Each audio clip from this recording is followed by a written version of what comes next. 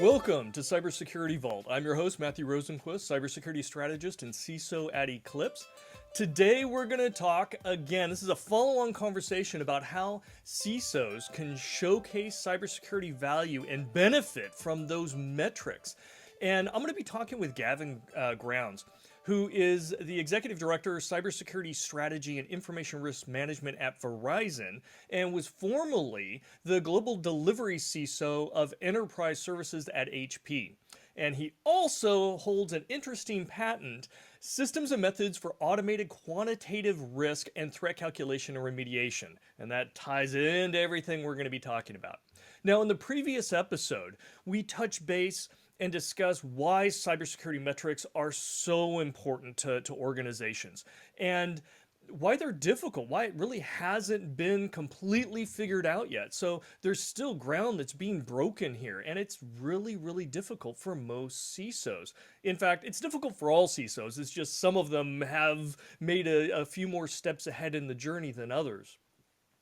And today what we're going to talk about is what should a CISO be thinking about in their mind? What are those first steps if they're bought into the fact that, yes, I have to get out of the firefight mode and I need to be able to have metrics so that I can prioritize, so that I can measure and improve, so that I can communicate with my organization where we are, where we need to go, what our goals should be from a risk appetite perspective. And that's valuable all the way up to the board and CISO level, but it's also important all the way down to the organization as you're trying to get people to change their behaviors. So it's hugely important, but where do we start? How do we start implementing this? So Gavin, thank you very much for coming back and having this conversation. We really appreciate you showing up. Hey, Matthew, last one was a blast, so I'm looking forward to it. Yeah, thanks for having me back. Okay, so let's jump into it, right? New CISO, or a CISO that has been just so focused in the firefight, the day-to-day, tackling of issues, hasn't, gone off and figured out any good metrics. We know there's some best practices and probably many more bad paths to go down, pitfalls to avoid. Where should they start? Yeah, so I think the first thing is don't stop the firefight. I mean, that's critical, right? So we kind of say, oh well, we're going to do it a different way. Let's go redesign this. The building will be burned down by the time we're finished. So obviously it's important to keep up with the firefight. But I think one of the things that I found really to be a kind of successful play, Matthew, is really just to focus on getting everybody, first of all, speaking a common language. In cybersecurity, we talk about risk and we talk about risk appetite. You mentioned it before,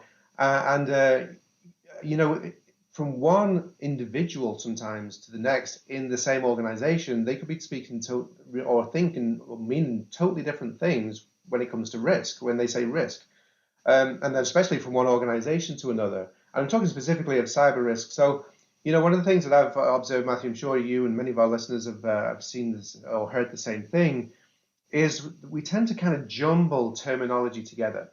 So, for example, we'll say we have a non-compliance, and so therefore we need a risk exception.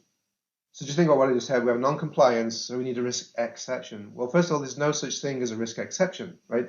So we may say we want a risk acceptance, or there's an exception to the policy, therefore the non-compliance. So we kind of, even just with some of the vernacular, we kind of blur those things together. But then even there's still a kind of foundational challenge that we have, and that is that we automatically kind of assume that there's a one-to-one relationship between non-compliance, that is the risk. And it's really not. It could be with a vulnerability. We could say, well, the vulnerability is the risk. The vulnerability isn't the risk. Recently I was having a conversation and I saw this statement. It said high risk vulnerabilities, and I said there's no such thing as a high risk vulnerability. You have a vulnerability, and depending on where that vulnerability shows up, it may or may not contribute to a high risk. And so, sometimes you can feel like, well, that's just an academic debate over wording, but it actually it forms the foundation for how to manage risk. I use an example, Matthew. when the pandemic first, was really getting a grip on the States in March 2020. At the time, I was in New Jersey, so I decided I was going to drive my car to Texas. So imagine the scenario, and that is the scenario. My car, me, the driver, driving from New Jersey to Texas. Now, what if I had a slow puncture?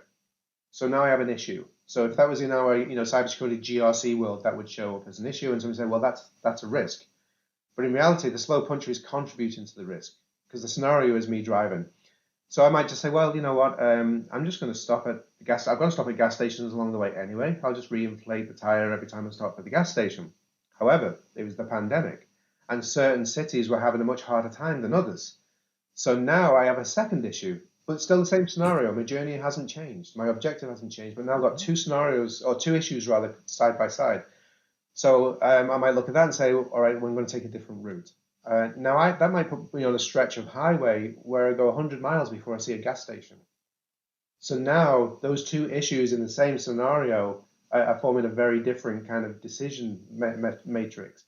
And then finally, my fuel injector starts cutting out every time the engine gets hot. Right, so now like I've got No car problems. That's what I'm getting from this analogy. like okay, just get a different car. But you see the point that's making. So in cybersecurity, we might have a non-compliance. It's like it could be anything, password complexity policy or something like that. And we say, okay, well, some of our operations delivery organizations might view, well, I need an exception to that, and here's the reason why. And they kind of view the exception as the solution. But the exception isn't necessarily the risk. It Right. contributes to the risk scenario. And that's why the lexicon, if you like, the words matter. And so, as a CISO, this is kind of the journey that we're embarking on. I'd say, it's start there. It's make sure that the whole organization understands that when we talk about risk, we're talking about a scenario made up of multiple elements. And then, by the way, when we start saying what's our treatment decision, do we accept the risk? Do we transfer the risk? And you see the phrase, do we accept the risk? In reality, think about the example I gave of driving the car from New Jersey. Do I accept the issue I might accept the issue of the slow puncture, but I might not accept the issue of the fuel injector cutting out. I might say, I'm going to get that resolved, that issue. Different Right? factors there, yes. But the risk scenario stays the same. So even things like that, we say, do we mitigate the risk? No, we need to say which elements that contribute to the risk scenario are we going to mitigate and or accept and or transfer.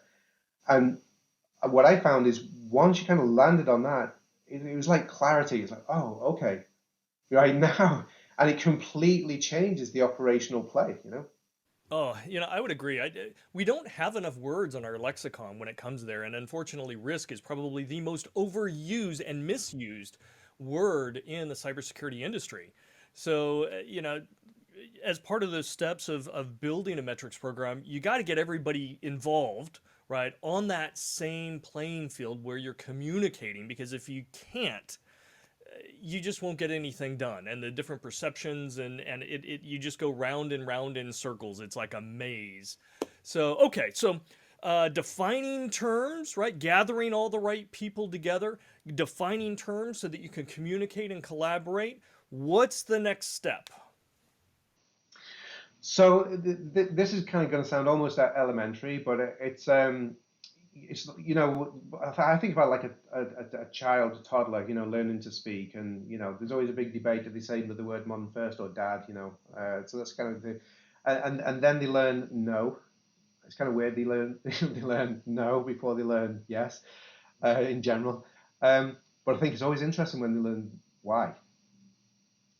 Because they'll just keep asking why, until you get to the point where as a parent you say, because I said so. But when they reach a certain age, that doesn't work anymore either. But tying that back to this situation, I think it's then good. So once we've got the kind of the correct framework of we're speaking about risk and issues and mitigation and all of that, we're speaking in all the consistent and standard and correct terms. Then we can look at it and start to answer the question why. So what? I actually use so what. So example, we have a non-compliance with password complexity. We'll stick with that one. So when that's brought to my attention, you could just say, so what? Why does it matter? Well, when internal audit come along and they'll see this, they're going to call us out because this is the non-compliance. So what? So like that child that keeps asking why? You keep asking, so what? So what? And ultimately, where you land is why it matters to the business, or in fact, why it doesn't matter to the business.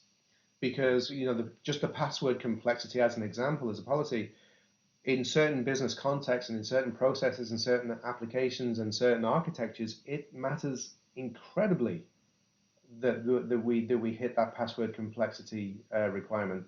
But in other scenarios, it matters less. And that's where we start to get to, by asking, so what, why does it matter? And what we land on is why it matters to the business. And the quicker we can get to answering why it matters to the business, we'll stop irritating ourselves or each other with it. So what? Well, and you bring up a good point, right? Because we can have metrics about everything, anything and everything, but there's only a certain subset that are important. And often, I see junior level CISOs go out there and they want to fix everything, and everything is a priority, right? And, Peter the Great said, when you try and secure everything, right, you're basically protecting nothing. And so you have to have that. And so drilling down to figure out what is important, that so what is that test. It's that litmus test to say, is it really important? Does it really tie to decisions that have to be made? Is it something that goes to the business objectives, the corporate objectives, or contribute to achieving that risk appetite, that accepted level? So if we don't weed all that out, we're gonna be overwhelmed. Okay, so we've got the people together. We're talking the same language. We've identified core components, right? Core factors as part of a risk program that are important to the industry. How do we take it to the next step? How are we looking at doing measures and rolling those up into metrics? And I know every organization's a little bit different. So kind of at a high level, broad strokes, what is your kind of direction to start gathering those measures and translating to metrics? Yeah, so it's a little bit of kind of what we touched on last time we spoke, Matthew, is starting with where you are and what you do know already. And there's a lot as a CISO and a CISO organization, there's a lot that we do know that we actually don't realize that we know. And I'll give you a very specific example. So, we've established the common lexicon. We've now got everyone speaking a common language around risk and compliance and so on. Uh, and clearly, we've got a ton of data that we're trying to turn into meaningful information. But then one of the big elements that we do have that we oftentimes don't take enough advantage of, and that is then and you touched on it last time as well, is that kind of top-down view that says, okay, so which business processes matter most to the business? So we can start there and say, well, all right, where's our revenue being generated? And by the way, I want to just put a little caveat when we say matters most to the business, because it depends on which business executive it is. If I'm an incubator, if I'm running an incubator business, then my double-digit millions are massively important to me. As if I'm running a big chunk of the business, then those triple-digit hundreds of millions matter most to me. So obviously you do have that context, but the point being is saying which processes deliver revenue, which processes protect margin, profitability, which processes deliver cash, how's the treasury being taken care of. Because from those processes, then we start to identify which systems and even third-party service providers that we're dependent on. And so we're actually starting then to build a prioritization list. So then when I use the example of password complexity, it's probably just a very simple basic example, but then that password complexity issue matters more in the context of those revenue generating and/or margin protection and/or cash collection processes and systems than they do in some of the other systems. So it's really connecting those dots. It's not just about why do we care about this particular control, one of 300 plus, but why do we care about this particular control in this particular business context? And the great thing about that, Matthew, is a lot of that work has already been done for us. If we look at, for example, a business continuity plan, a good business continuity plan, that would have already been, that ranked based on which processes must continue to run no matter what, and they've already got the business impact analysis, and we can just kind of ingest that information. And then it's a case of mapping those processes and those BIA results. The work's already been done, mapping that to the services and the platforms and the technology that deliver to those processes, and then mapping what we know about the risks and the operating risks associated with those processes. And then to your point, we can't go around and fix absolutely everything overnight, and maybe we'll never fix absolutely absolutely anything and everything ever. But what it does allow us to do is say the things that matter most to the business have got the attention that they need, and then the others will kind of we'll get the rest. And again, as I mentioned last week, I know some people might think, well, East-West movement. We're just going to factor that in, that if a platform has got some way allowing East-West movement into one of those areas that we care about, then that also becomes of a higher interest, you might say. Yeah, I mean, systems nowadays in organizations, they're never standalone, right? They're always dependencies and hooks and things that are connected. So, the example you use, that password complexity. Yeah, you can look at it as a standalone issue. Hey, we're not compliant. But if you're not asking that so what, and you're not mapping it to the different potential risks or vulnerabilities or exploited, all that, you're not seeing how it actually ties and affects many different types of risks. And having that viewpoint, because if you see that and you're able to cross that one off the list, that now changes those risk metrics across, all those different assets. And that can be it's a game changer. It's a force multiplier if you can see those opportunities. And again, it all ties back into what's important to the business, right? What systems, what processes, what, in some cases, what people, right? And that's all got to be tied in. So, and a lot of the work is already done. As you said, people know in an organization what systems are critical. And as the risk expert, you can now overlay the risk factors on top of that. And again, we're using the word risk so much. Let me put a pause in it for a second. And, there are several different definitions of risk, and I've seen probably at least a half a dozen. The most common, in our industry, risk is the threat times the consequence times the likelihood, or the vulnerability times the consequence, or the likelihood times the impact. I mean, there's lots of different ones. And some of them, are taken from, again, like the insurance industry. One of my favorites is really around the threat. Risk equals the threat, right? Who's coming after you and why, what their capabilities are, times what are the likelihood, right? What controls and mechanisms do you have to mitigate that, times what's the bad thing that happens if they're successful. And that kind of calculates up into a figure that you can use to say, okay, our risk in this area might be X dollars over a year, right? Just like insurance can say you've got X amount of risk of an earthquake in California, right? And so, every year, although it may not happen for 10 years, right? But you can calculate that.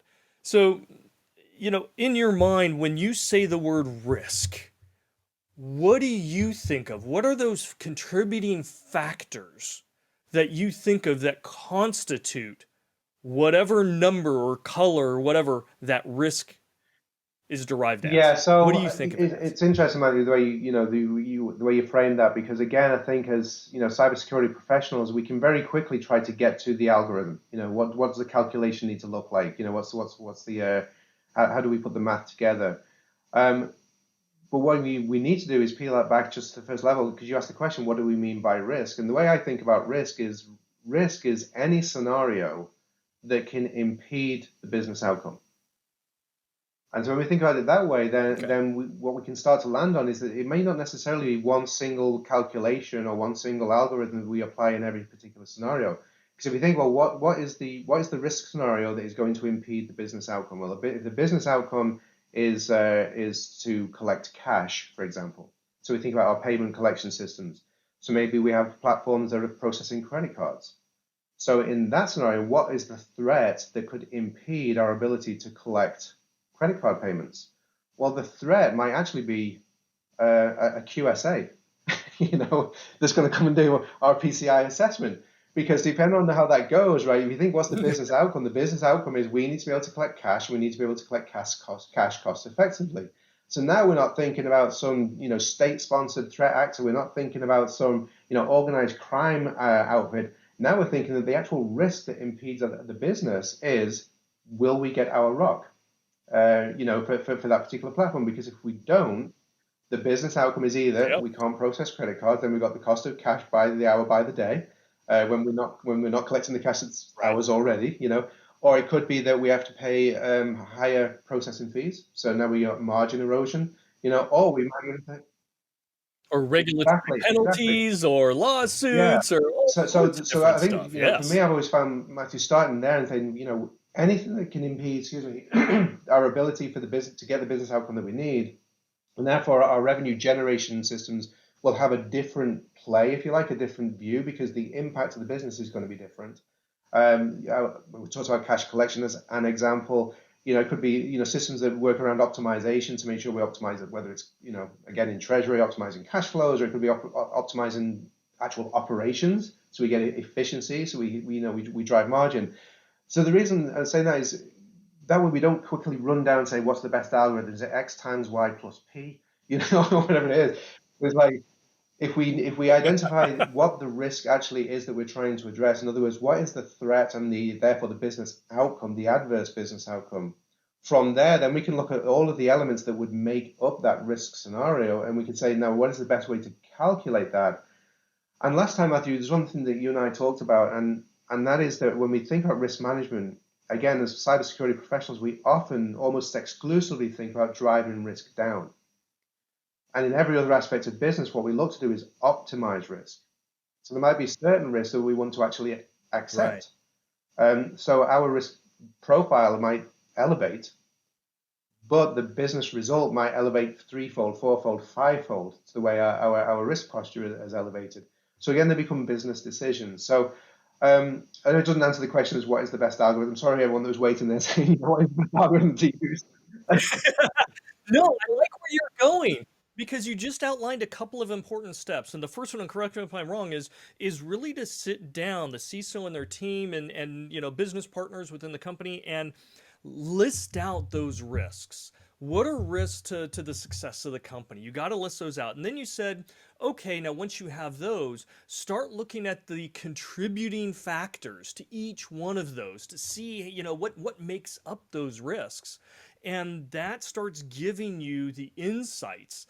And then, you said, okay, from a mindset perspective, because again, CISO, we're always thinking, how do I eliminate risk or get it down to nothing, which is unrealistic, but that's the way we think, is to force a mind shift change in the CISO to go, you know what? In some cases, it's going to be about reducing risk, but there are other options in dealing with risk. You can accept it. You can transfer it. You can do other things instead of just mitigating it. And so the metrics that you're developing should also have those aspects within it as well. Because that if executives are making well-informed decisions and they choose to accept a risk, then that's the right decision, right? As long as it's well informed, they're the leaders. That's why they're at the helm driving the ship. So making sure the metrics, the framework of the metrics, can support many different potential outcomes. I think you're absolutely right. It has to be built into that framework.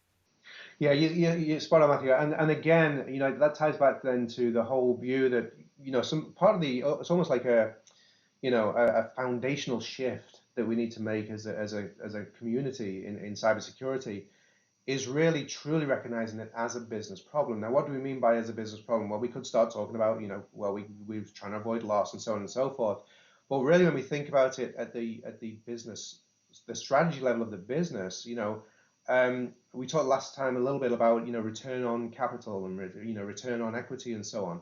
And of course, one of the factors for that return is it's a percentage. It's like, okay, if we're going to go spend X $1,000 or X $1,000,000, there's an R factor that takes in multiple things. It could be exchange risk or fiscal risk or so all of the factors that make up the R that that tells, okay, so for our weighted average cost of capital, we need to get this kind of return out of everything that we do in order for us to be basically meeting our obligations to our owners and shareholders and so on.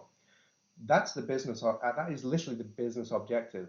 So as a CISO, where we need to be driving to is what is the R factor that we're contributing?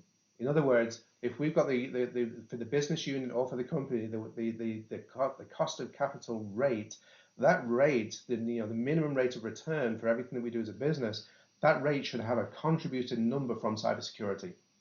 And that's why we need to be doing quantification, because in every other aspect of our risk domains or any of the risk domains, there are contributing factors to that R factor. In other words, the return factor to calculate essentially the required return on your cost of capital. And so I think as CISOs, literally thinking about how can we use the metrics to not only measure the effectiveness of our operations, because that's the other thing, Matthew. I think there's kind of two aspects to the metrics, isn't there? There are metrics that really measure how well we're performing our functions, and those are important. Those are our operational metrics. But the other flavor of metrics is need to roll up to that overall business top line. Literally, what is the dollar value, or what is the factor of that risk factor, the corporate risk factor, and therefore the corporate return factor?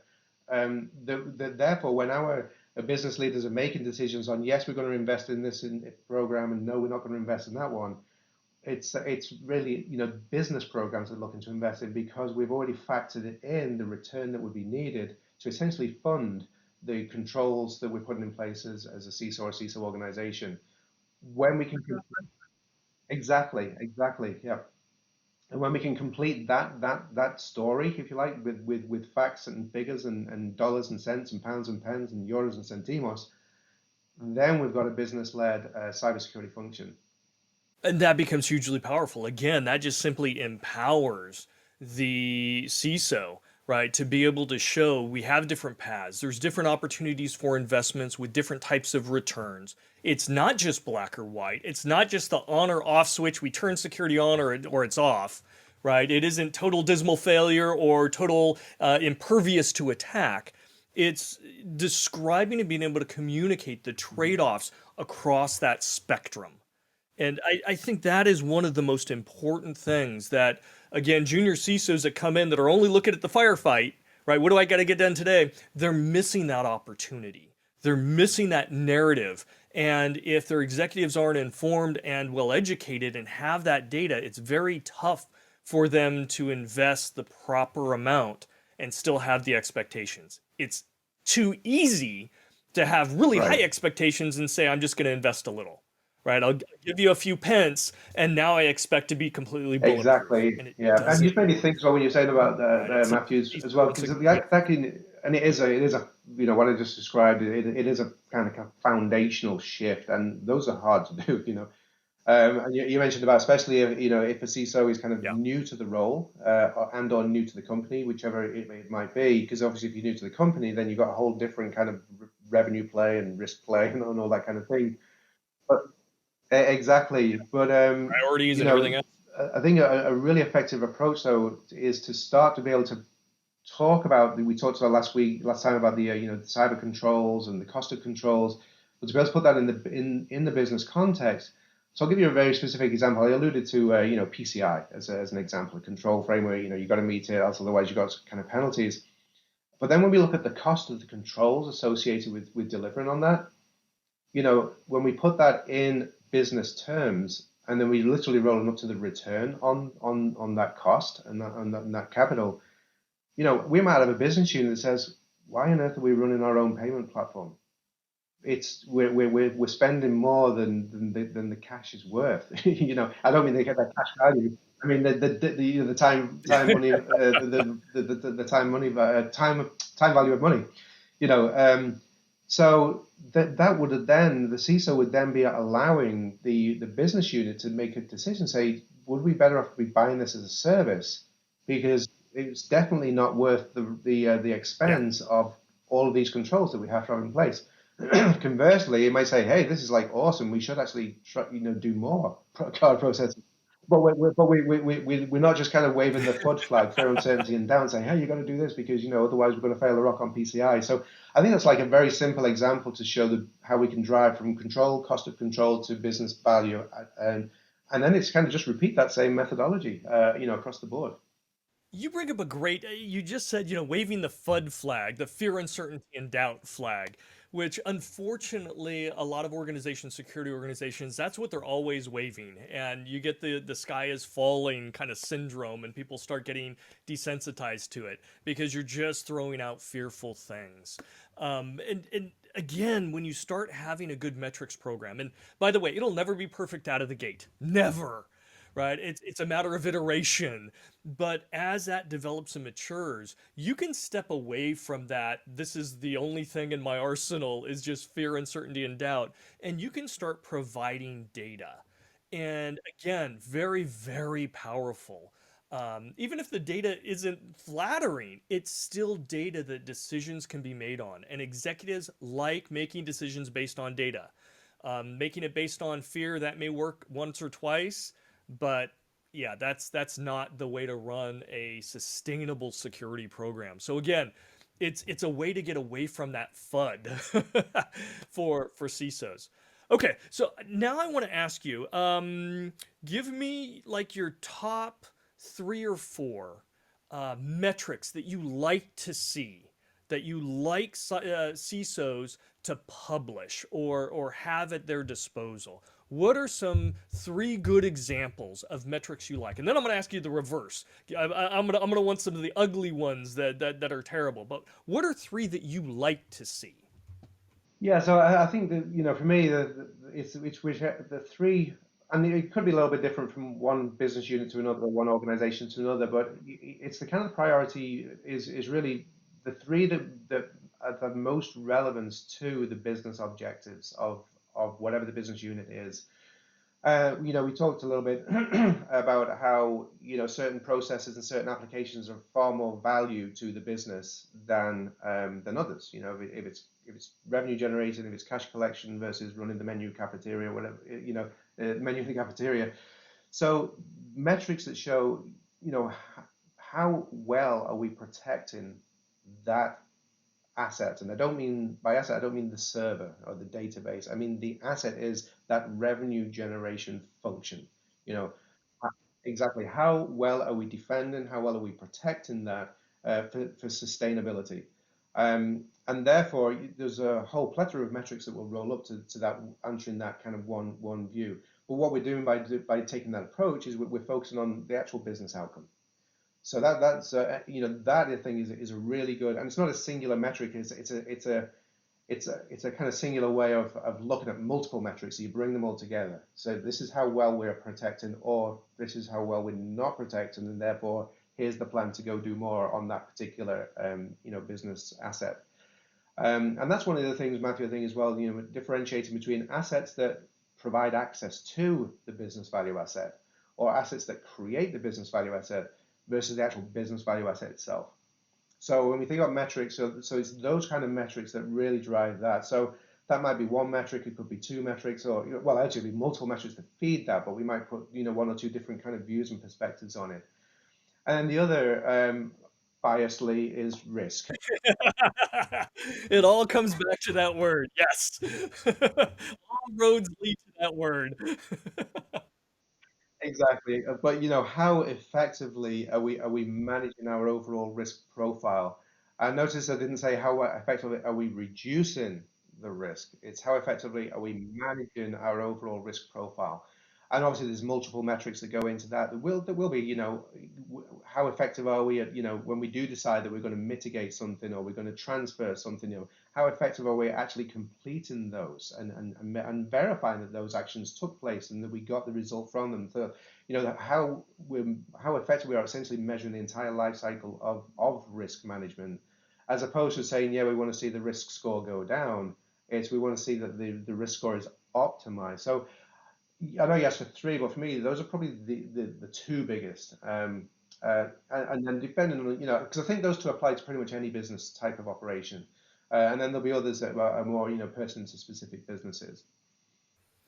If I had to answer that question, and again, top level metrics that I would be bringing to a CISO or to a CEO, or to a board, it normally falls into the three things. One, metrics around spending, right? How much you're spending on security.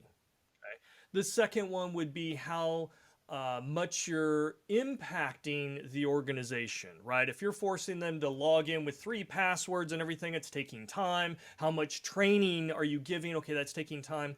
And again, that's a cost, right? But in this case, it's impact. And it could be to the customers, could be to the organization. And then lastly, what you were talking about, that one word that we keep saying, risk.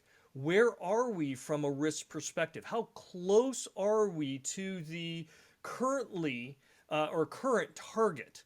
And when you look at the cost and you look at the impacts, right, or the friction that you create, and then you look at where you are from a risk perspective, that gives leaders an understanding that, hey, these are all tied together. If I increase the budget, right, I may be able to reduce the risk. If I want to really reduce the friction, I may have to increase the budget and accept more risk, right? And so because they're all connected and you can kind of turn those dials, that empowers management to kind of take charge, to say, no, CISO, I want lower risk, but I'm okay with the friction going up. I'm okay with spending more time training the employees. Okay, I can write an objective and a goal to that, and I can deliver to that, right? And the reverse might be, might come up. I want less friction with our customers. The customers are complaining. They have to log in with a 47 character password. What are we thinking? Great. We will reduce the friction, but it may increase the cost. I'm going to go through a third party vendor that can do biometrics or something like that, right? Or maybe we accept a higher risk.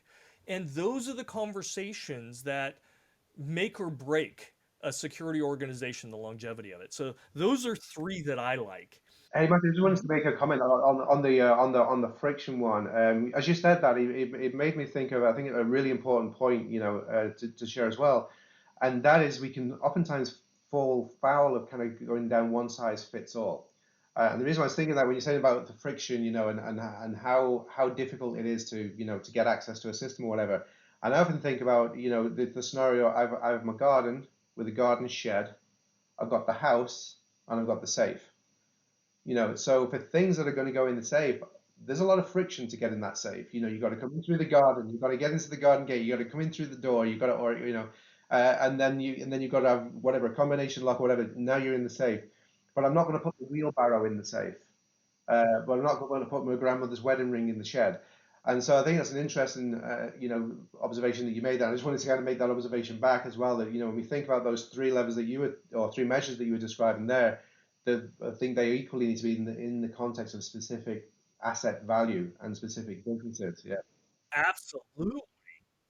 Absolutely. Whatever those business goals are, and it's not just that one asset. As you said, it's the capability of whatever that goal is. If it's generating revenues or closing deals or getting engineering product out on time or whatever the goals are, there's a complex system that makes that happen. And you got to look at it holistically, right? And not just, I'm just worried about the one firewall or the one server. It's all connected. Okay.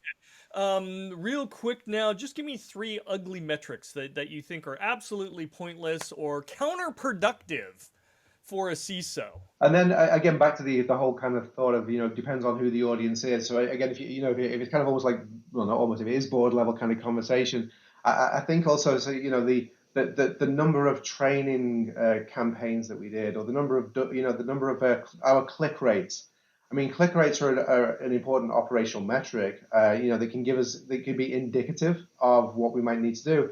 And then the other thing, by the way, kind of the antipathy of click rates, I think one of the things that we actually should pay attention to is, has our program oversensitized people? So they keep reporting, this is phishing, this is phishing, this is phishing, because somebody's now got to go deal with that as well. So I think those metrics are great for kind of operational efficiency. But again, it's just down to audience. I think it depends, who you're talking to and what really is the message you're trying to convey. Yeah, I would agree with you, right? Going to a board meeting, and I hear this from board members. My CISO came in and they were talking about how many attacks were blocked at the firewall, how many millions, or how many tickets were generated. I don't care. That means nothing to me. I'm interested in revenue. Did it stop our revenue? Is it, And yet the CISOs really think, hey, I'm going to have this great graph. This is how many things we blocked on the firewall. That's great, but it doesn't actually tell you anything, right? Or the chart that says where the attacks came from. Nobody cares, right? I'm more interested, did it actually have an impact? I'm more interested in how many didn't get blocked and what was the downtime. Did we lose IP, right? So there are so many bad metrics out there that might look pretty, may sound cool. We had, when I started Intel's first 24/7 security operations center and we turned it on, I had 4 million critical alerts come in a day. Who cares, right? What matters is, how did that impact the company, and how did we shift that over time to not impacting the company? So it's not the, ability to say these big numbers. It's got to be meaningful to the audience and to board members. They don't know and they don't care, right? For that level of detail. So absolutely. This has been fantastic. Now, Gavin, you're also doing a fundraising effort for UNICEF. So we're changing gears here. I'm interested because you've been in this industry. We've talked a couple times here. Tell me what's going on with UNICEF. Yeah, so how it started out, well, you can see this is the New York City Marathon shirt, and you've got all the things at the back. And so I started long distance running, only about probably 4 or 5 years ago. And the reason I did it is because I actually hated running at the time, so it's not like I enjoyed it. I'm probably not even exaggerating with that. But just the work I was doing, I was like just 200 plus nights in a hotel every year, traveling the globe. It sounds all exotic until it's painfully not. And so I just figured, I'm going to end up dying like young and painfully. I need to do something back to health, right? So I need to be proactive here. So I committed to a fitness regime, a regimen, and then I thought, well, I need a goal. So I signed up for a half marathon. I thought, well, that'll be my goal. It'd be nice to just do one half marathon. I can say, hey, I did a half marathon. But I still knew that, I'd probably beg off. I'd be like, oh, I'm jet lagged, I'm tired, the night before I just got back from Asia or something. And so I thought I need a commitment. So I decided that I would do it as a fundraiser for UNICEF, and particularly the End Violence campaign for children, End Violence Against Children. So I did that, and then I signed up for what was called the Distance Challenge, and that was to do, a 5K followed by a 10K, followed by 10 miles, followed by a half marathon, full marathon in Austin. So I did that, and I thought, well, I need to. That's painful just hearing you say that. My knees are already hurting just from you saying that escalation there. So, but again, I thought, so I just stuck with doing it for UNICEF, because I thought then if I don't show up, then the kids, don't get the help. So, so that's it. So the benefit I get apart from, some knee injury, is it does force me to, to stay focused on being physically, healthy and so on. And it's, just for awesome. I mean, you think about, children, they are the next generation of this planet. They are the future of our species. And so I figured, something that's important to me is the physical and mental and emotional safety of our children. So yeah, that's it. And I get to run my legs off at the same time. Well, that's fantastic. You're doing it for a good cause, and the simple fact that you realized, and in our industry, whether it's just in technology or especially in cybersecurity, there are health issues, there are mental issues, there are emotional issues, right? CISOs don't sleep much. Actually, whole entire security teams typically get very little sleep, and they're very stressed out, and they're driving themselves. And if we don't take time to keep ourselves healthy, physically, mentally, emotionally, right, you start to burn out. You just can't burn the candle at both ends and think everything's going to be fine. So it's great that you had that forethought. And I would encourage everybody in the industry, and I do all sorts of things. You got to have that me time. You got to have that time to keep yourself healthy. Right? Otherwise, you're no good. And if you can do that at the same time as helping children and other things in the community and the future of society, hey, that's a double win. So Great, very inspiring. Thank you, Gavin. And Gavin, thank you for sharing all your insights here. I would encourage people to follow Gavin on LinkedIn and in social media to listen to what he's talking about and some of the activities that he's doing. I know he's doing something with Gartner here shortly as well.